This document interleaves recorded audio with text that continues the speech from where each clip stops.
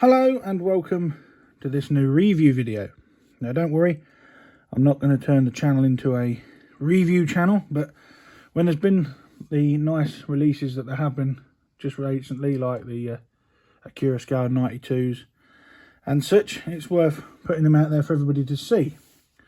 So today we're going to be looking at this Rapido Trains UK Hunslet 16in 0-6-0 industrial saddle tank Jack's Green, which is a very local engine to me, being based at the Nene Valley Railway at Wansford. Very familiar with the loco. I've got pictures of my children stood in the footplate because it was parked on the turntable for many years and you could access the footplate. In fact, I believe it still is parked there, so you can access the footplate as Derek Crouch has been moved away. So let's have a look at what we get in this sturdy thick cardboard box. Now, the first thing that gets us is an owner's manual. I didn't even get one of these when I bought my car, so let's have a look what it says. It says, thank you for purchasing. We've been collaborating on Model Rail. A bit of history of the locomotives there. Then you've got your polybag parts. Now, polybag parts, we've got a second pair of steps. We'll have to have a look at that. I'll have to find a picture of Jack's Green and see if they were fitted. If not, I'll leave them in the box. Couplings, operation, DCC operation, how to fit your decoder, which we'll have a look at in shortly. As what I'm going to do is I'm going to fit a decoder to this, even though it's brand new, just to give it a run for demonstration purposes. Then I'll run it in after I've filmed this. Servicing your model and the list of sound functions. But this isn't a sound model, this is just the standard. Oh, and actually you've got the Nene Valley Railway small loco group are mentioned. They were obviously involved in the development. I'll leave a link to their Facebook page in the description below, as a very good group. So there's your owner's manual.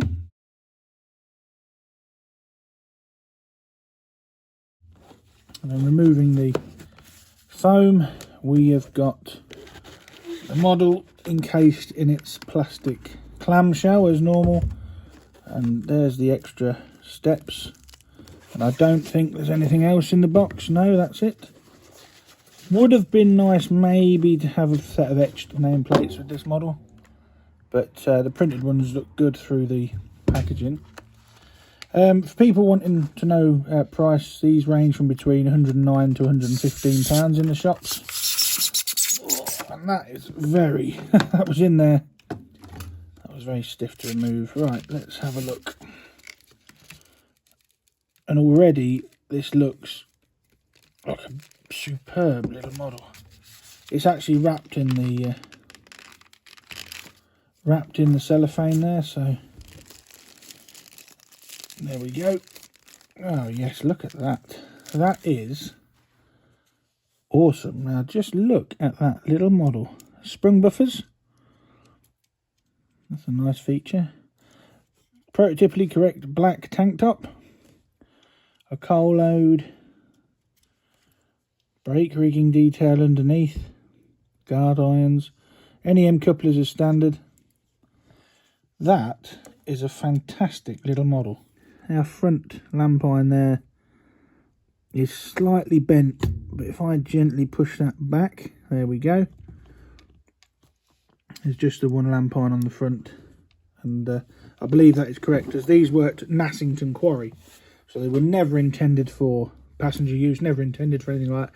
These hauled copious amounts of iron ore in and out of Nassington. I mean, look at the lining,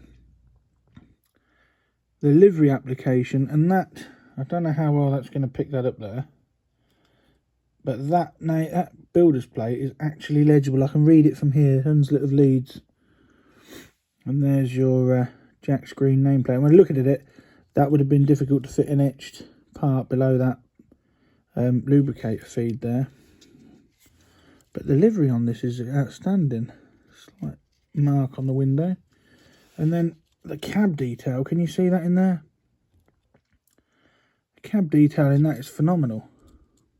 And like I said, I've got photographs of my children stood in this doorway and playing in this actual loco, which is why I wanted one. It's very, you know, it's a local engine, personal engine, see my kids on it. I played on it when I was a child with my granddad, when we used to walk down to Hunslet, but this was in a line and used just to climb up and get on it. And he always used to say that Derek Crouch was named after him, but only in Christian name. His surname wasn't Crouch. But there, look at the, I don't know if you can't get in there very hard to see it, but that is crying out for a crew. But that detail in that cab is phenomenal. Inside the frames there are representations of the cylinder and the cranks, the drive rods. That is an amazing feature to include. Although in this close-up view you can see that there are some tiny glue marks on the footplate there. Nothing that detracts, because I hadn't noticed that until I started filming this with the flash on, because it's getting quite dark outside. Now it does state on the instructions, to fit a decoder we have to remove the saddle tank. But I'm conscious that if I remove that saddle tank, that pipework is going to get in the way. So let's see what it says in here. Gently insert a plastic tool into the seam. It will gently unclip and can be lifted away to expose the DCC socket. Gently prise the tank top away from the side. This is a DCC blanking plate. Next 18. Oh, it's a Next 18 decoder ready. It's handy because I've got one there. With the new type of decoder the right way around, gently press it in place. Top tip plastic tool. Test your model on the DCC track. When happy, pop the tank top back on. That is a little bit of an oversight on Rapido's instructions, I think, because looking at that, there is no break in that pipe. So how am I supposed to get the tank top off?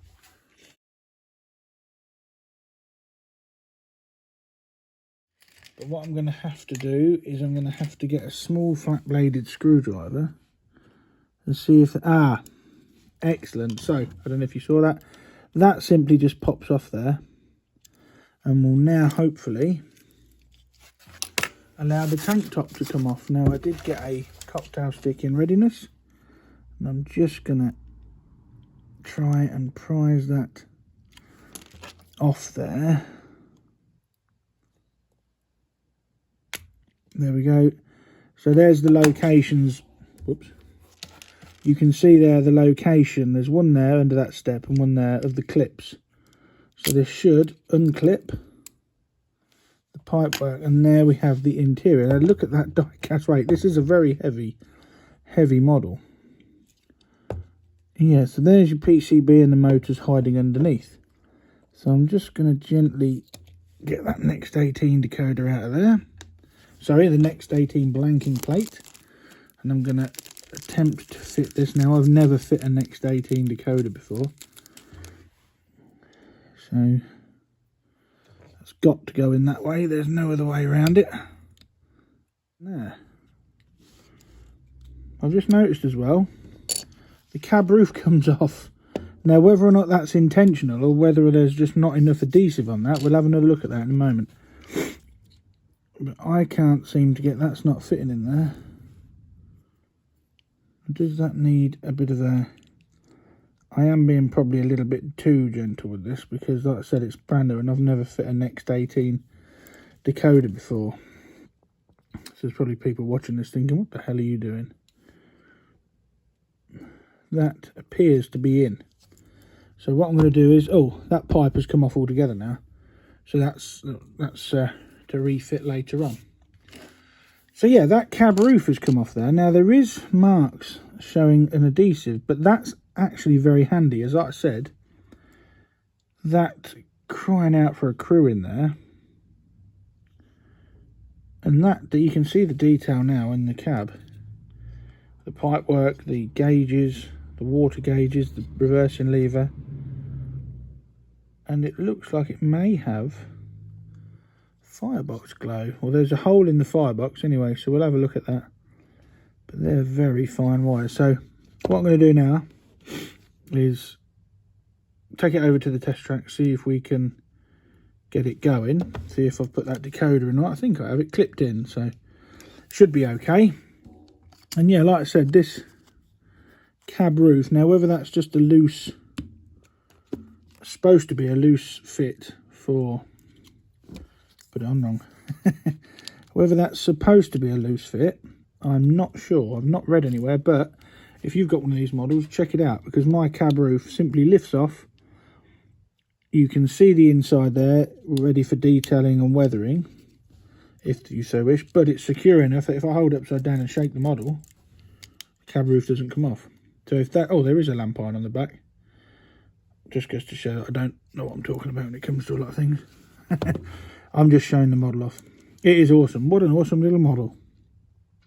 So let's get it over to the track and see what it performs like.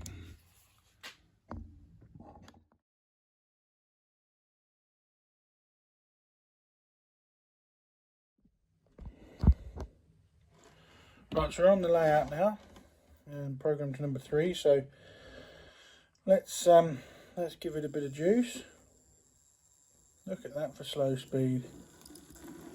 There's a slight click. Let me come back that way. There is a slight click, like there's something catching. Push it against. Well, that's got some torque to it, that motor. Don't know how well you'll see it, but inside the cab, if I press function 1, there is fire glow firebox flicker. Look at that. Can you look at that? The firebox is actually glowing. That's function 1 on a just a bog standard Next 18 decoder. So what a nice feature that is.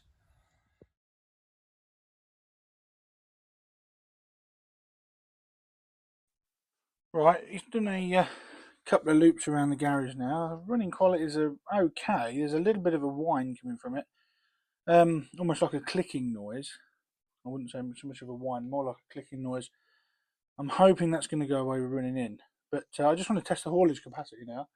So currently connected up to 22 Redland PGA hoppers that you've probably seen on the channel before. This is more than what would probably be required to pull on most layouts. I've not tested it, so I don't even know which direction the controller's set at. But let's see if Jack Screen can move this load. And there's no hint of slipping, and it has romped away with those. Now, it will stop in a second. I've got a dodgy bit of point work which needs amending. No, it proved me wrong. It's carried on. But there you go. All those Redland hoppers and Jack Screen, a tiny 060, has managed all of those.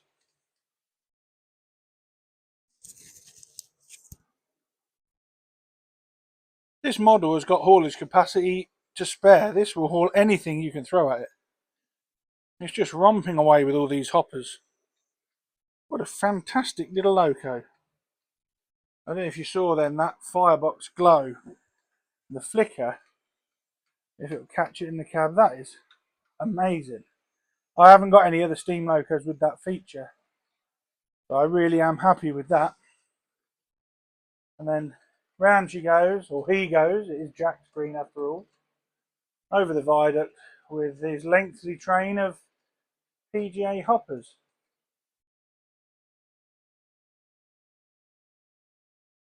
What awesome haulage capacity from such a little engine. Just goes to prove that that die cast tank and chassis there is well worth it. Beep, beep. Should have got the sound version.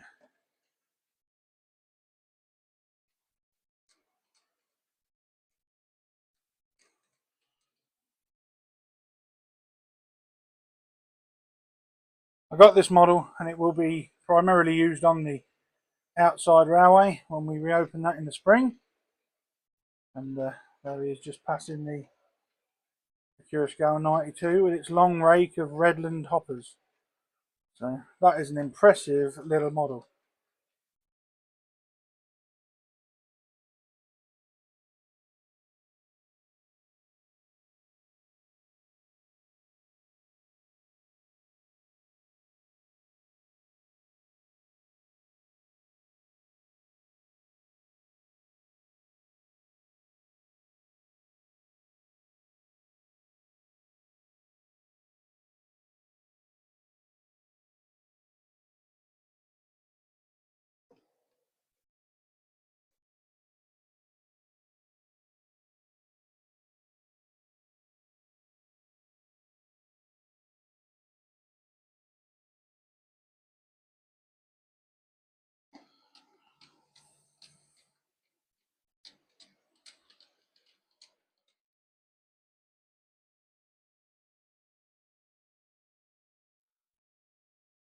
What an impressive engine this Hunslet saddle tank really is.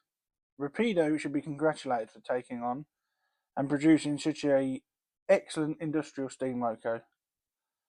A little bit biased, maybe, because I know the real engine rather well. Got personal attachments to it, like I said. I played in it as a child, my children have played in it.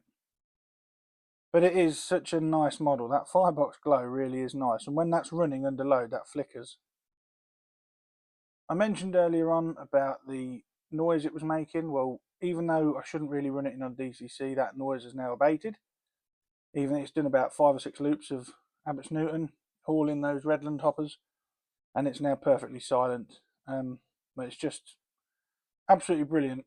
It's not 100% flawless. The top feed pipe work for the mechanical lubricator was a bit of a pain while taking the saddle tank off. The front lampine was bent. I'm not sure if that cab roof should come off or not. I'm glad it does, don't get me wrong, but I'm not sure if it's supposed to. But other than that, it's pretty much spot on. Yeah, if you want one of these models, or are you a fan of industrial steam, I really would recommend getting one. And for the price, it really is good value for money. That, like I said, firebox flicker. And it'll be interesting to see what the DCC sound versions are like when they arrive later on this month, hopefully. It's my first Rapido product, and it bodes well, as I've got the Rapido Tip-Field Thunderbolt on order, which should be here in a couple of months' time. And if it's to the quality of this, then I will be over the moon, because that is a model I've wanted since I was about 5. So I'm going to add it to the roster on the preserve line. I must admit I've got most of the fleet that's ran or currently runs on the Nene Valley. And with a friend of mine, Gav, he's also got some bits that I haven't. So between us, I think we could make a model of Hunslet and it'd be entirely prototypical, including some of the European stuff. But yeah, thanks for watching this video. Please like, share and subscribe. And I'll catch you in the next one. Bye for now.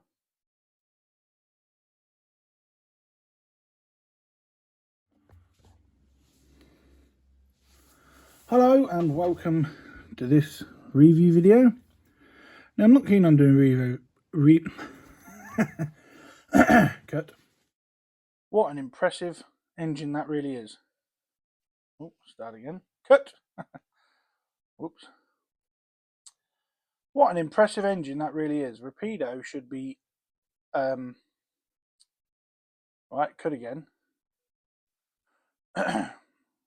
What an impressive engine that really is. Rapido should be congratulated for challenging. I need a script. What an impressive engine these. What is it?